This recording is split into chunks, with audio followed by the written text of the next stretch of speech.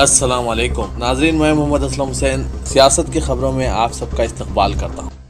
प्रयागराज शहर में 9 जुलाई को वज़ीर-ए-आज़म नरेंद्र मोदी के होर्डिंग के मामले में पुलिस ने पीर की रात देर गए 5 लोगों को गिरफ्तार कर लिया है। पुलिस ने दावा किया है कि तेलंगाना से एक साजिश रची गई है और ये पोस्टर तेलंगाना राष्ट्र समिति लीडर ने एक इवेंट मैनेजर के कंपनी ऑपरेटर से फ़ोन पर छापे थे।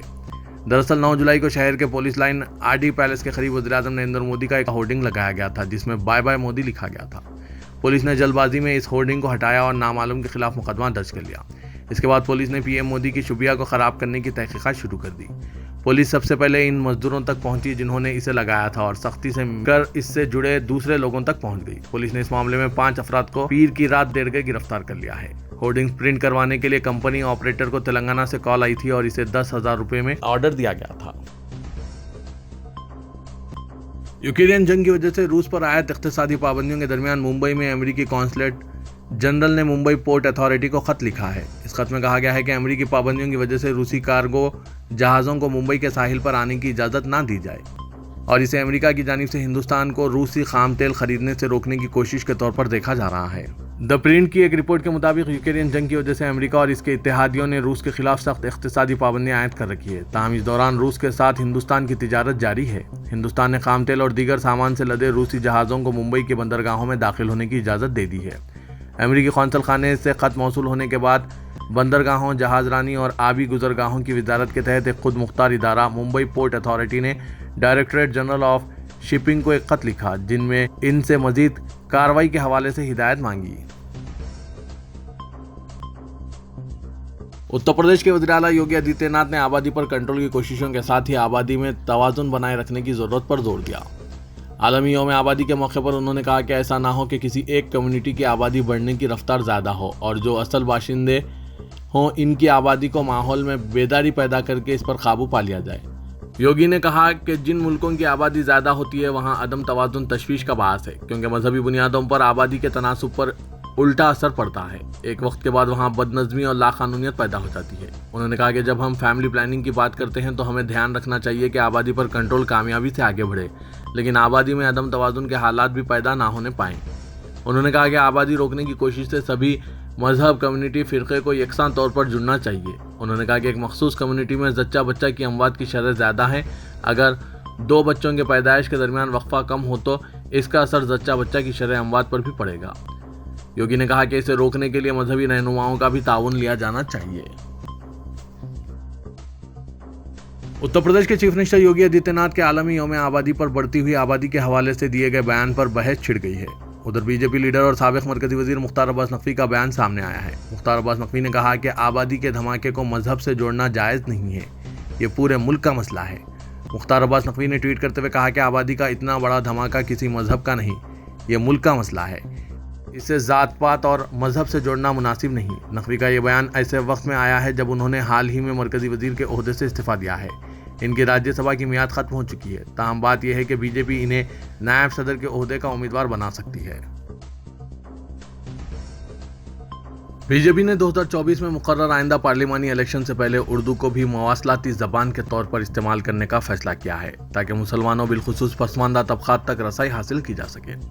इस सारी मश्क का मकसद मदरसों में तालीम याफ्ता मुसलमानों तक पैगाम पहुंचाना है जो सिर्फ उर्दू लिखना पढ़ना जानते हैं। ज़राए का कहना है कि बीजेपी अक़लियती मोर्चा नरेंद्र मोदी हुकूमत के काम को मुसलमानों तक पहुंचाने अब उर्दू ज़बान का भी इस्तेमाल करेगा और इस ज़िमन में हिदायत जारी कर दी गई है। गौर किया जाता है कि मोदी हुकूमत की फलाही और तरक्याती स्कीमात के बारे में शऊर बेदार करने सोशल मीडिया, पार्टी के लिटरेचर और मीडिया की मुहिम में उर्दू का इस्तेमाल किया जाएगा। इस पहल का मकसद उत्तर प्रदेश, बिहार और दीगर रियासतों की कसीर आबादी को समझाना है जो सिर्फ उर्दू लिखते और पढ़ते हैं। गुजरात में आने वाले तालीमी साल से 6वीं तब 12वीं जमात के तलबा के लिए भगवद गीता की तालीम के लुज़ूम पर रियासती महकमा तालीम की करारदाद को चैलेंज करते हुए दाखिल करदा मफादनामा की दरख्वास्त पर गुजरात हाईकोर्ट ने आज रियासती और मरकजी हुकूमतों को नोटिस जारी की है। जमीयतुल उलमा हिंद गुजरात बमुकाबला मरकजी हुकूमत हिंद PIL पर चीफ जस्टिस अरविंद कुमार और जस्टिस आशुतोष जय शास्त्री पर मुश्तमिल बेंच ने हुकूमत का जवाब मांगा है, लेकिन करारदाद पर अमलावरी को रोकने दरख्वास्त गुजार की इल्तिजा को कबूल करने से इनकार कर दिया। दरख्वास्त में कहा गया है कि यह करारदाद दस्तूर की दफ़ा 14, 28 और दीगर बुनियादी हुकूक के मगायर हैं। इसके अलावा सेकुलरिज्म के उसूल के खिलाफ भी है जो दस्तूर की बुनियादी खुसूसियत है। उद्धव ठाकरे के वफादार अराकीन असेंबली को बड़ी राहत देते हुए सुप्रीम कोर्ट ने महाराष्ट्र के नवमुंतखब स्पीकर राहुल नार्वेकर को इनके खिलाफ किसी भी तरह की कार्रवाई से रोक दिया है। वज़ीर के शिवसेना के बागी एकनाथ शिंदे के ग्रुप ने इख्तियार संभालने के बाद तहरीक अदम एतमाद पर वोटिंग के दौरान उद्धव के वफादार अराकीन असेंबली की जानिब से हुकूमत के खिलाफ वोटिंग को वेब की खिलाफ वर्जी करार देते हुए स्पीकर से इन्हें नाअहल करार देने की मांग की थी। शिंदे ग्रुप का दावा है कि असल शिवसेना वही है और स्पीकर ने इन्हीं के ग्रुप के लीडर को शिवसेना के चीफ व्हिप के तौर पर भी कबूल किया है। सुप्रीम कोर्ट में इस सिलसिले में 7 पिटीशनों पर सुनवाई हुई थी, मगर हैरत अंगेज तौर पर यह मामला अदालत में पीर को लिस्ट ही नहीं हुआ है। इस सिलसिले में जब सीनियर वकील कपिल सिब्बल ने चीफ जस्टिस की तवज्जो मबजूल कराई और फौरी सुनवाई का मुतालबा किया तो चीफ जस्टिस ने जवाब दिया कि अभी वो फौरी तौर पर मामले की सुनवाई के लिए तारीख नहीं दे सकते, क्योंकि इसके लिए बाकायदा बेंच तश्कील देनी पड़ेगी।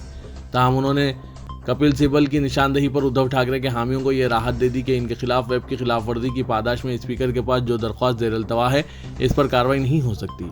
शिवसेना ने अदालत के इस फैसले का खैर मकदम किया है। महाराष्ट्र में होने वाली सियासी तब्दीली और शिवसेना अराकीन की बगावत के पेश नज़र हर साल ईद उल अजहा की नमाज में रुकना अंदाजी की गर्ज से चलाई जाने वाली घंटा नाद तहरीक पर इस बार तज़ब्ज़ब का माहौल देखा गया। ताहम शिवसेना के दोनों ग्रुप ने नमाज के दौरान ईदगाह से मुतसिल मंदिर में पूजा पाठ और घंटियां बजाने का प्रोग्राम मुनक्किद किया था, मगर पुलिस ने बरवक्त कार्रवाई करते हुए शिव सैनिकों के नापाक मंसूबे पर पानी फेरते हुए इन्हें लाल चौकी पर रोक लिया।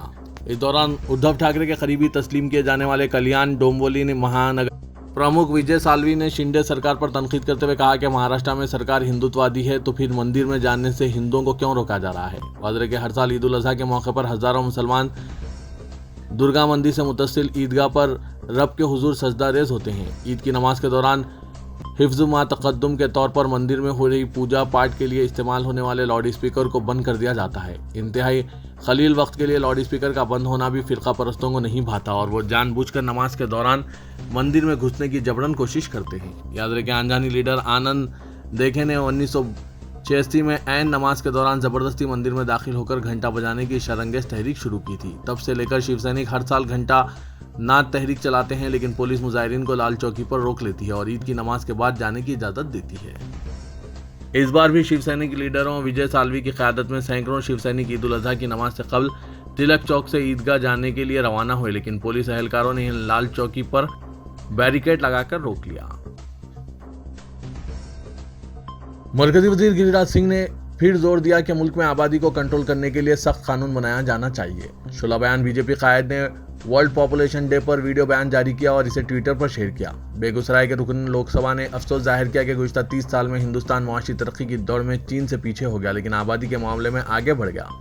बिहारी कायद ने कहा कि हमारे पास वसाइल महदूद हैं, हमारी आबादी बढ़ती जा रही है, 10 बच्चे पैदा करने की मनफी ज़हनियत की इजाज़त नहीं दी जा सकती। बीजेपी कायद ने कहा कि संसद से सड़क तक मुतालबा हो रहा है कि आबादी कंट्रोल कानून बनाया जाए। गिरिराज सिंह का बयान चीफ मिनिस्टर बिहार नीतीश कुमार के बयान से यकसर मुख्तलिफ है, जिनकी जनता दलियों कौमी सतह पर बीजेपी की बड़ी हलीफ है।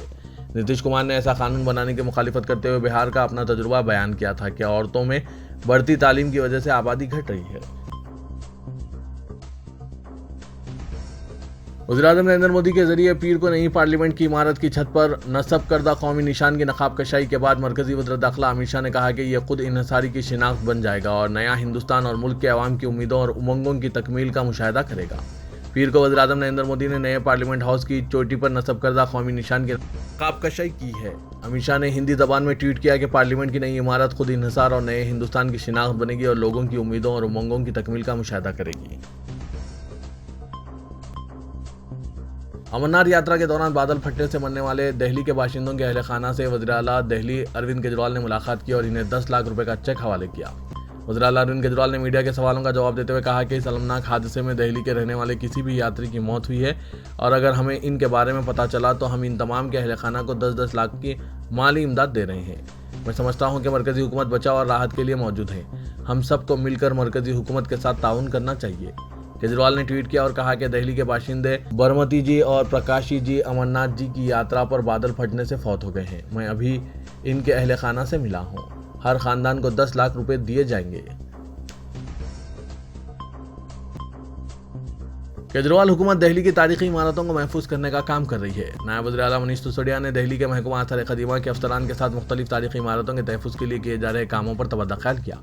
मीटिंग में यादगारों की हालत का जायजा लेने के बाद यह फैसला किया गया कि नायब वज़ीर आला जल्द ही इनका दौरा करेंगे और तारीखी मुकामात पर जारी तहफ़्फ़ुज़ के कामों का जायजा लेंगे।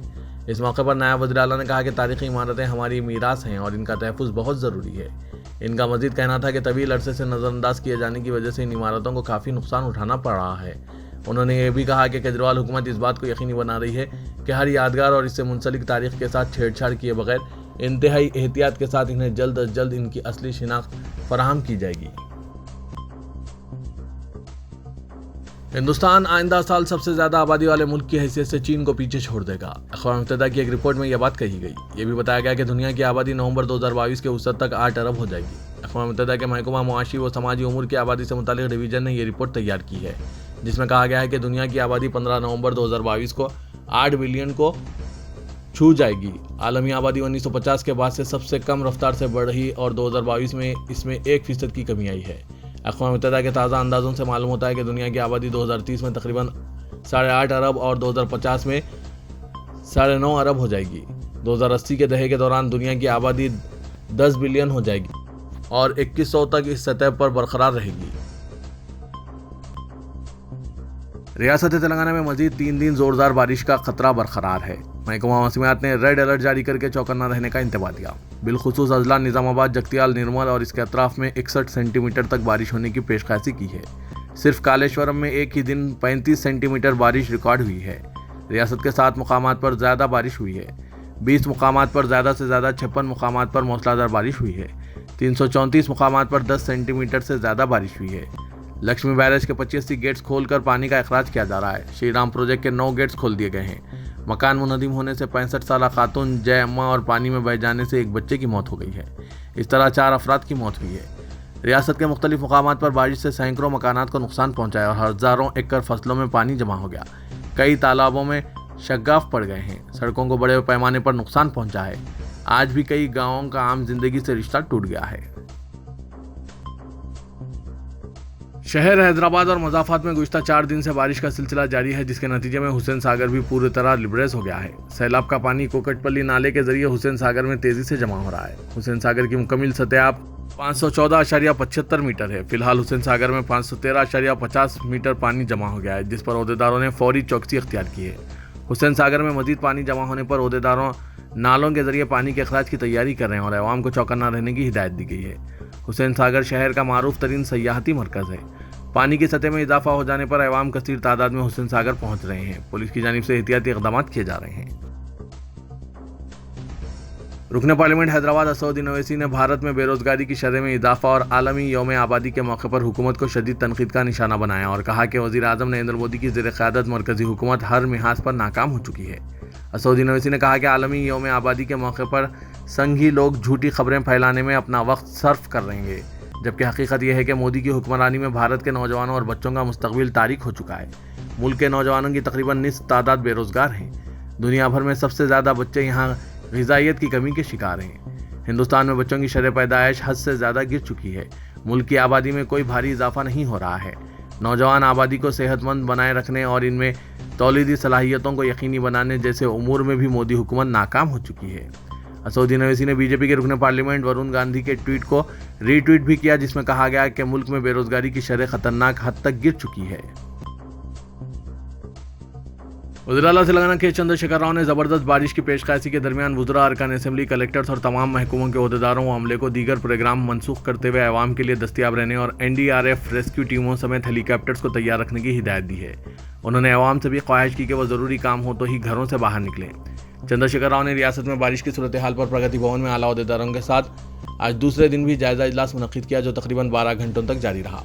KCR ने दरिया गोदावरी के अलावा छोटी दरियाओं में भी सैलाब की सूरत हाल के बारे में मालूमात हासिल की। उन्होंने किसी भी नागाहानी वाक़े से निपटने के लिए फौरी इक़दाम करने की ओहदेदारों को हिदायत दी। तेलंगाना कांग्रेस पार्टी ने तंजीमी उमूर को बेहतर और कारकर्द बनाने के लिए हैदराबाद को 3 डिस्ट्रिक्ट में तकसीम करने का मंसूबा बनाया है। TPCC ज़राए के बमुजिब तंजीमी सतह पर हैदराबाद, सिकंदराबाद और खैरताबाद 3 अलहदा डिस्ट्रिक्ट होंगे। हैदराबाद डिस्ट्रिक्ट के तहत 5 असेंबली हल्क़ेजात, चारमीनार, बहादुरपुरा, मलकपेट, याकुतपुरा और चन्नानगुट्टा शामिल होंगे। सिकंदराबाद डिस्ट्रिक्ट के तहत जुबली हिल, सिकंदराबाद कंटोनमेंट, सनत नगर, सिकंदराबाद, मुशीराबाद। इसी तरह खैरताबाद डिस्ट्रिक्ट के तहत खैरताबाद, नामपल्ली, कारवन, गोशामैल और अंबरपेट असेंबली हल्के शामिल होंगे। वजह है कि हैदराबाद के तमाम 15 असेंबली हल्क़ाजात के लिए तंजीमी सतह पर एक सदर कांग्रेस को फायज किया जाता था। अब जबकि शहर हैदराबाद की आबादी में ज़बरदस्त इजाफा हो चुका है और असेंबली हल्क़ाजात की भी तोसी हो चुकी है, कांग्रेस पार्टी एक सिटी कांग्रेस कमेटी की बजाय 3 डिस्ट्रिक्ट कांग्रेस कमेटियां तश्कील देने पर गौर कर रही है। चुनांचे TPCC ज़राए ने आज हैदराबाद को 3 डिस्ट्रिक्ट में तकसीम करते हुए एक नक्शा भी जारी किया है। तो ये था आज का खबरनामा। खबरों से मुतालिक कमेंट के जरिए आप अपने ख्यालात पेश कर सकते हैं और साथ ही इस वीडियो को लाइक कीजिएगा। तो मैं मोहम्मद असलम हुसैन अब आप सबसे इजाज़त तलब करता हूँ, तो दीजिए इजाज़त। अल्लाह।